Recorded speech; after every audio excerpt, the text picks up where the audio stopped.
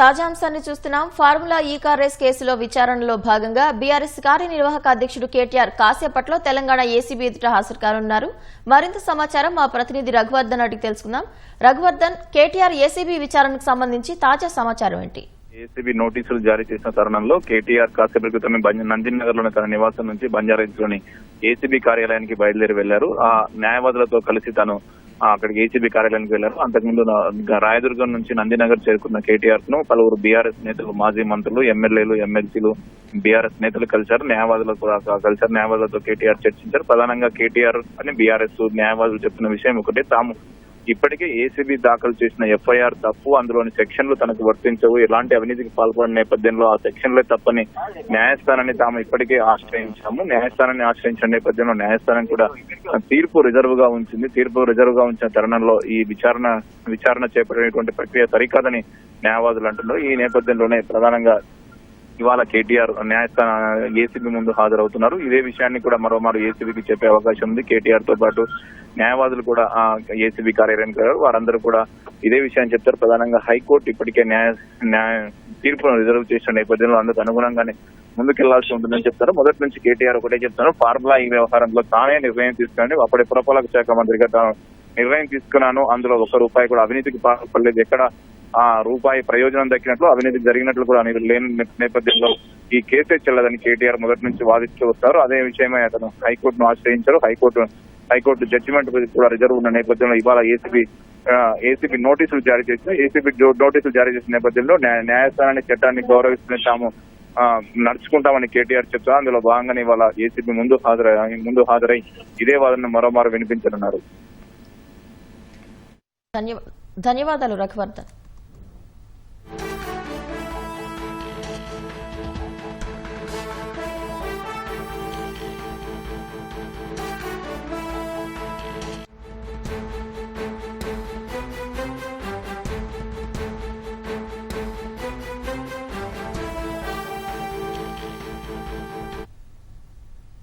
BRS కార్యనిర్వాహక అధ్యక్షుడు కేటీఆర్ విచారణకు రానున్న తరుణంలో హైదరాబాద్లోని ఏసీబీ కార్యాలయం వద్ద పోలీసులు భారీ బందోబస్తు ఏర్పాటు చేశారు. మరింత సమాచారం మా ప్రతినిధి రమేష్ ప్రత్యక్ష ప్రసారం ద్వారా అందిస్తారు.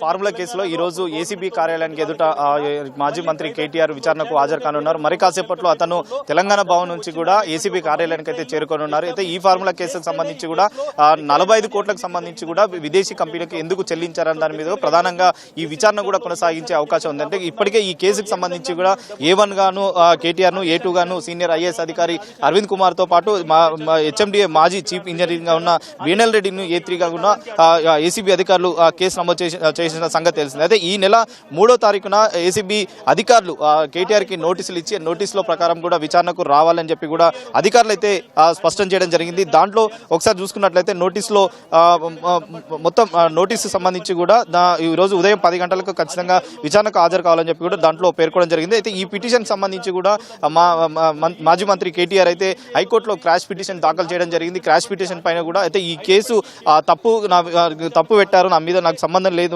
వాటి మీద కూడా వాదనలకు సంబంధించి కూడా హైకోర్టులో కూడా వాదనలు కొనసాగించాడు. అయినప్పటికీ ఆ కోర్టు వాదనలు ఇటు ఏసీబీ వాదనలకు సంబంధించి కానీ కేటీఆర్కి సంబంధించిన వాదనలు కూడా ఇరు వాదనలు కూడా హైకోర్టు వినడం జరిగింది. విన్న తర్వాత తీర్పుకు సంబంధించి ప్రస్తుతం అయితే రిజర్వ్ అయితే పెట్టిన పరిస్థితి అయితే ఉండొచ్చు. అయితే ఆ తీర్పు వచ్చే సంబంధించి మరి తీర్పు ఏ విధంగా ఉండబోతున్నది కూడా ప్రస్తుతం అయితే వేచి చూడాలి. కానీ ఈ లోపు ఏసీబీ అధికారులు ఈ రోజు ఉదయం 10 గంటలకు సంబంధించి ఏసీబీ కార్యాలయానికి విచారణకు హాజరు కావాలని చెప్పి కూడా చాలా స్పష్టం చేయడం జరిగింది. దాంట్లో ఎఫ్ఐఆర్ నెంబర్ జమ చేస్తూ 13(1)A+ తర్వాత 13(2)+ సంబంధించి కూడా ఈ సెక్షన్ల కింద తనను విచారిస్తున్నామని చెప్పి కూడా అధికారులు అయితే స్పష్టం చేయడం జరిగింది. అయితే ఈ అధికారులు కూడా ఏసీబీ అధికారులు నోటీసులు ఇచ్చినందుకు స్వయంగా కేటీఆర్ ఆ నోటీసులు తీసుకున్నట్లు కూడా రిసీవ్ కాపీ సంబంధించి కూడా రిసీవ్ చేసిన డేట్ కూడా కాపీ మీద మెన్షన్ చేయడం జరిగింది. అధికారులు ప్రస్తుతం అంటే ఏసీబీ అధికారులు కార్యాలయానికి చేరుకున్న తర్వాత అధికారులు ఏ విధంగా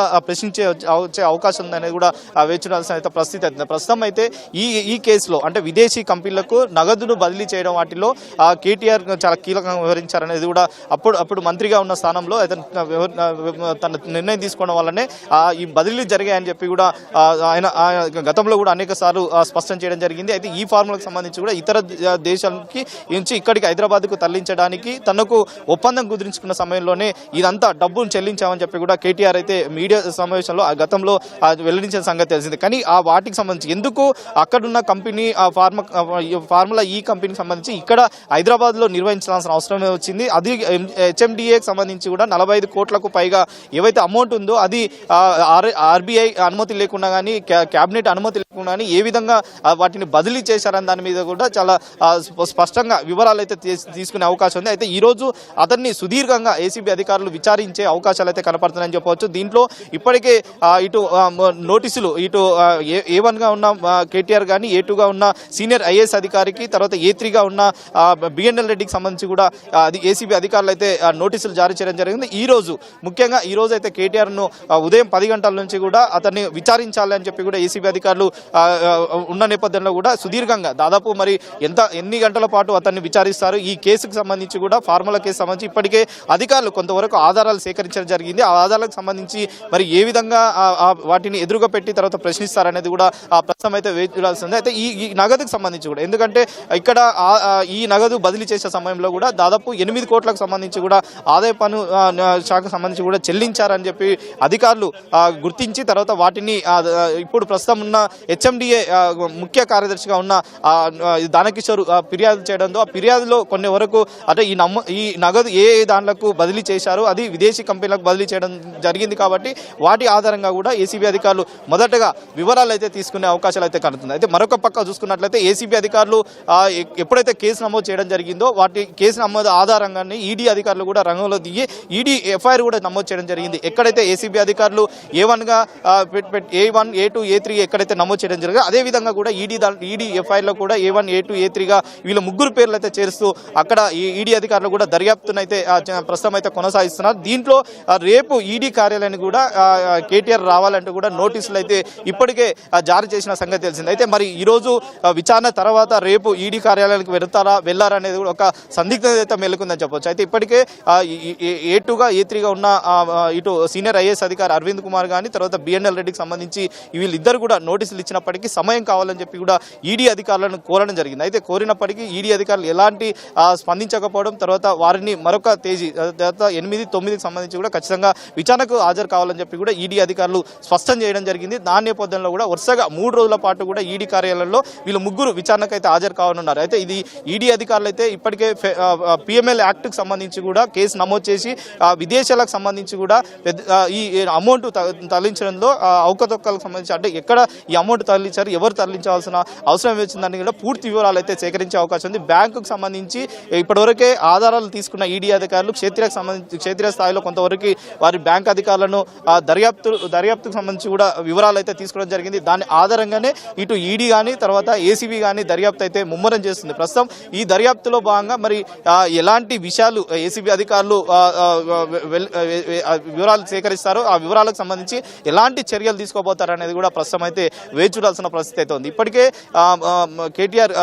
కేటీఆర్ అయితే తెలంగాణ భవన్కి వచ్చి భవన్ నుంచి కూడా నేరుగా ఇక్కడికైతే ఏసీబీ కార్యాలయానికి అయితే మరి కాసేపట్లో రానున్నట్లు కూడా తెలుస్తుంది. అయితే ఇక్కడికి వచ్చే సమయంలో కూడా పోలీసులు భారీగా మోహరించడం జరిగింది. ఇప్పటికే బీఆర్ఎస్ నేతలకు సంబంధించి ఎవరన్నా కార్యకర్తలు కానీ ముఖ్య నేతలకు సంబంధించి కూడా అతను వెంట వచ్చినట్లయితే ఖచ్చితంగా ఇక్కడికి రానివ్వకుంటే కేవలం బారిగేట్ ప్రధాన రహదారి వద్ద మనం ప్రస్తుతం విజువల్లో చూస్తున్నాం. ఎక్కడైతే ప్రధాన రహదారి ఉందో ఆ దారి వద్దనే అక్కడే కేవలం కేటీఆర్ వాహనాన్ని మాత్రమే లోపలికి అనుమతించి మిగతా వాళ్ళని కూడా బారిగేట్ నుంచి వెనుకకి పంపించే విధంగా కూడా పోలీసులు సిద్ధంగా ఉన్నారు. మరి కాసేపట్లో కూడా మరి కేటీఆర్ వచ్చిన తర్వాత విచారణకు సంబంధించి కూడా ప్రారంభించే అవకాశాలు అయితే ప్రస్తుతం అయితే కనబడుతున్నాయి. దీంట్లో మరి కేటీఆర్కి సంబంధించి కూడా ఆధారాలు ఉన్న కేటీఆర్ మరి ఎందుకు ఆ కంపెనీలను ఇక్కడ తీసుకురావాల్సిన అవసరం వచ్చింది, ఆ కంపెనీలకు సంబంధించి ఎందుకు అతను 45 కోట్లకు సంబంధించి కూడా అతను చెల్లించాల్సిన అవసరం వచ్చింది దాని మీద కూడా చాలా స్పష్టంగా వివరాలు అయితే సేకరించి తర్వాత ఆధారాలు అయితే సేకరించి విచారణలో భాగంగా కూడా ఈ దర్యాప్తు అయితే చేసే అవకాశం ఉంది. ఇప్పటికే కోర్టు సంబంధించి హైకోర్టుకు సంబంధించి కూడా తీర్పు ఒక పక్క రిజర్వ్ ఉంది. తర్వాత ఈ పిటిషన్ సంబంధించి కూడా ఈ ఎఫ్ఐఆర్ ను కూడా కొట్టివేయాలని చెప్పి కూడా హైకోర్టులో కూడా వాదనలు కొనసాగాయి కాబట్టి మరి హైకోర్టు తీర్పు ఏ విధంగా ఉండబోతుంది. ఇప్పటివరకే నాట్ టు అరెస్ట్ అని చెప్పి ఒకసారి ఇచ్చినప్పటికీ దాని ఆధారంగా కూడా తీర్పు వచ్చిన తర్వాత మరి ఏసీబీ అధికారులు ఎలాంటి చర్యలు తీసుకోబోతారనేది కూడా ప్రస్తుతం అయితే వేచురాలేదు. ఎందుకంటే కేవలం దర్యాప్తులో భాగంగా దర్యాప్తుకు సంబంధించి కూడా అతనికి నోటీసులు జారీ చేసి ఈ రోజు ఉదయం 10 గంటలకు అతన్ని అయితే రావాలి, తర్వాత విచారణకు రావాలని చెప్పి కూడా చెప్పింది. అయితే గతంలో హైకోర్టు కూడా చెప్పడం జరిగింది. అయితే అధికారులకు ఏసీబీ అధికారులకు కూడా విచారణకు సహకరించాలని కూడా చెప్పడంతో ఆ నేపథ్యంలో కూడా ఈ రోజు అయితే రానున్నారు. వచ్చి తర్వాత వివరణకు సంబంధించి కూడా వివరాలు అయితే వెల్లడించే పరిస్థితి అయితే ప్రస్తుతం అయితే ఉంది. Vote studio.